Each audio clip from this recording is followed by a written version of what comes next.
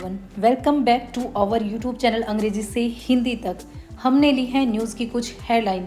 नहीं, difficult words देखकर आपको घबराने की ज़रूरत नहीं है। अगर आपको इंग्लिश का बिल्कुल कुछ नहीं आता है तो भी आप इसे सिंपल सेंटेंस की भांति समझ जाएंगे, क्योंकि हम यहाँ पर हर वर्ड का मीनिंग जानेंगे और साथ के साथ जो न्यूज़ के पीछे की डिटेल है, जो ये कहना चाहते हैं, वो भी हम समझेंगे और साथ के साथ अपनी जो वोकैबुलरी है उसको स्ट्रॉन्ग करेंगे और कौन सा टेंस हेडलाइन में यूज़ हुआ है वो भी देखेंगे।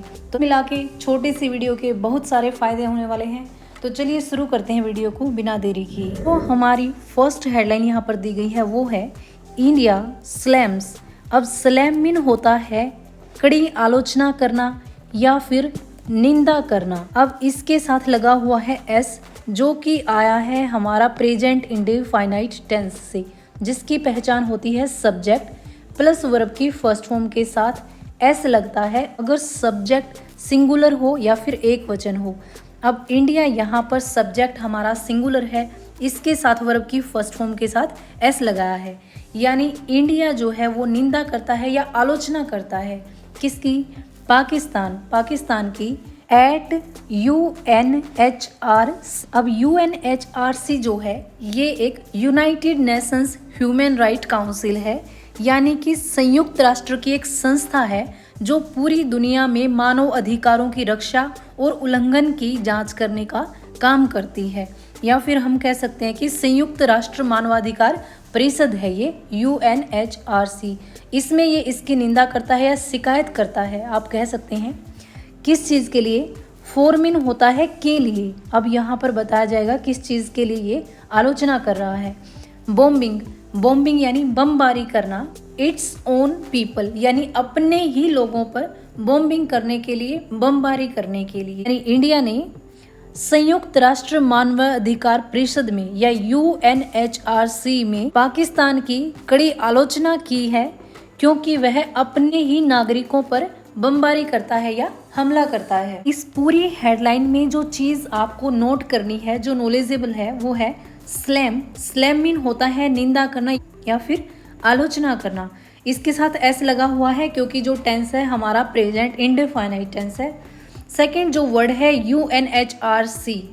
अगर आप कॉम्पिटिटिव एग्जाम की तैयारी कर रहे हैं तो आपको पता होना चाहिए कि जो UNHRC है वो संयुक्त राष्ट्र मानवाधिकार परिषद है, यानी कि United nation human rights council.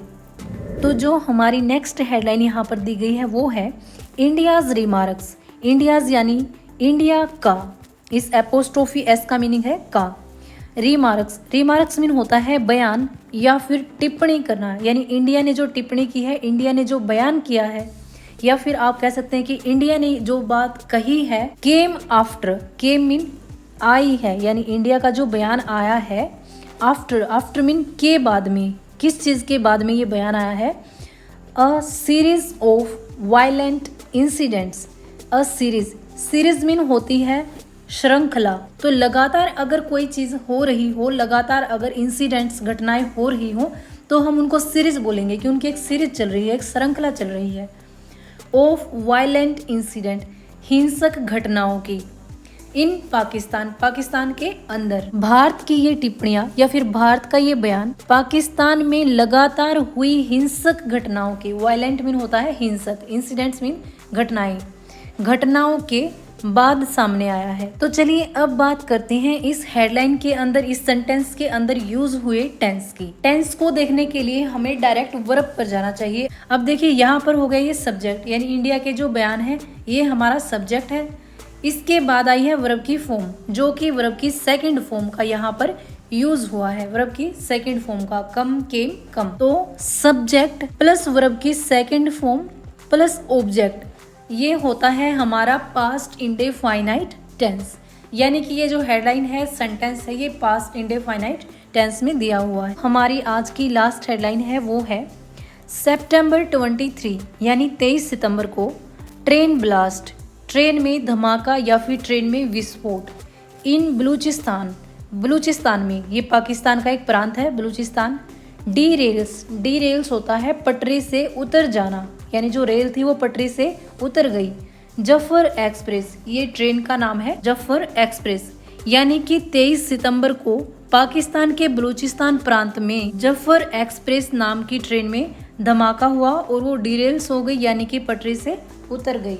अगर हम इस हेडलाइन में टेंस की बात करें तो इसमें प्रेजेंट इंडेफिनाइट टेंस का यूज हुआ है, क्योंकि सब्जेक्ट के बाद अब देखिए इसमें इतना बड़ा सब्जेक्टिव पार्ट है हमारा ट्रेन ब्लास्ट इन बलूचिस्तान, यानी कि जो ट्रेन ब्लास्ट हुआ है बलूचिस्तान में, उसके बाद यहाँ पर हमारी मेन वर्ब आती है और मेन वर्ब के साथ लगा हुआ है एस।